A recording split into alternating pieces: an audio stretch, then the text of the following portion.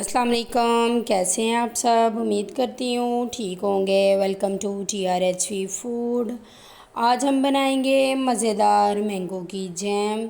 एक दफ़ा इसको बना के रखें, हम लोग 3 माह तक इसको इस्तेमाल कर सकते हैं। मज़ेदार सिंपल सादा 2 चीज़ों से बनने वाली रेसिपी है।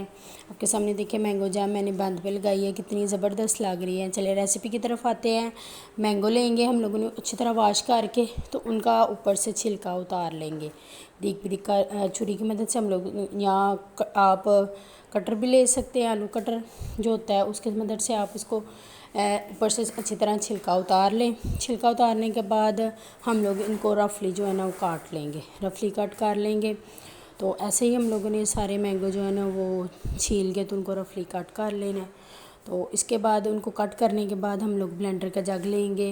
ब्लेंडर के जग के अंदर इनका पल्प जो है ना वो सारा डाल देंगे। जो हम लोगों ने इसको रफली चॉप किया था ना मैंगो को, वो हम लोगों ने ब्लेंडर के जग के अंदर डाल देना। और उसके अंदर हम लोगों ने पानी नहीं इस्तेमाल करना, कोशिश करेंगे कि बग़ैर पानी के ही हो जाए। अगर फिर भी बग़ैर पानी के ना हो तो हाफ़ कप जो है हम लोग इसके अंदर सिर्फ पानी डालेंगे, इससे ज़्यादा बिल्कुल भी नहीं।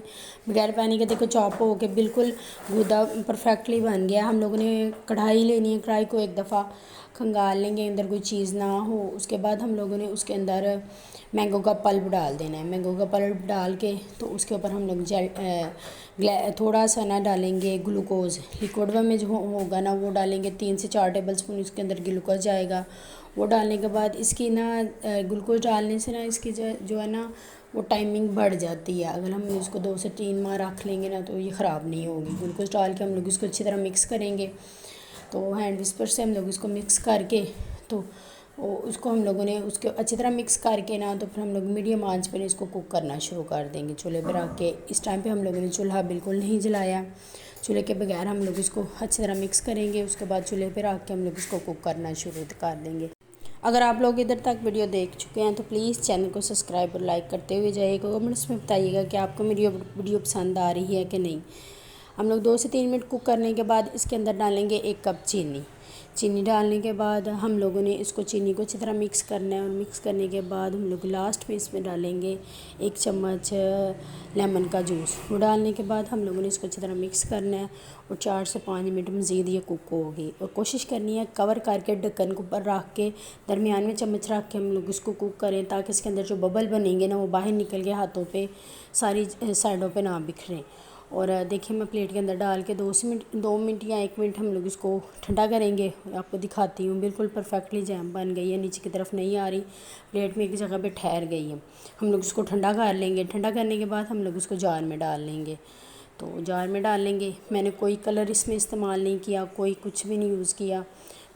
सिंपल सादा रेसिपी है, मज़े की मैंगो की जैम बनेगी। मैं आपको बंद भी लगा के भी दिखाती हूँ। बंद को दरमियान में से हम लोगों ने कट कर लेना है और उसके ऊपर जैम लगा लेंगे। बंद में लगाएं, बच्चों को पराठा बना के उसके ऊपर लगा के दें, ब्रेड में किसी चीज़ में भी बच्चों को लगा के दे सकते हैं, खुश होकर बच्चे खाएंगे। सिंपल सादा रेसिपी है।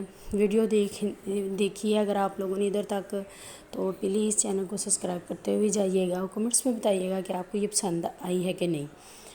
और सिंपल सादा रेसिपी है, लाजमी ट्राई करिएगा। कुछ भी नहीं, कोई चीज़ नहीं बाज़ार से लाई, घर में सारी चीज़ें मौजूद थी, उसे हमने बनाई। दरमियान से कट करेंगे। देखिए मैंगो की कितनी अच्छी लेयर अंदर लगी। देखिए इसको कट किया दरमियान से, कट करके अच्छी तरह मैं आपको दिखाती हूँ कितना अच्छा लग रहा है। खाने में भी इसी तरह टेस्टी होगा। वीडियो देखने के लिए शुक्रिया।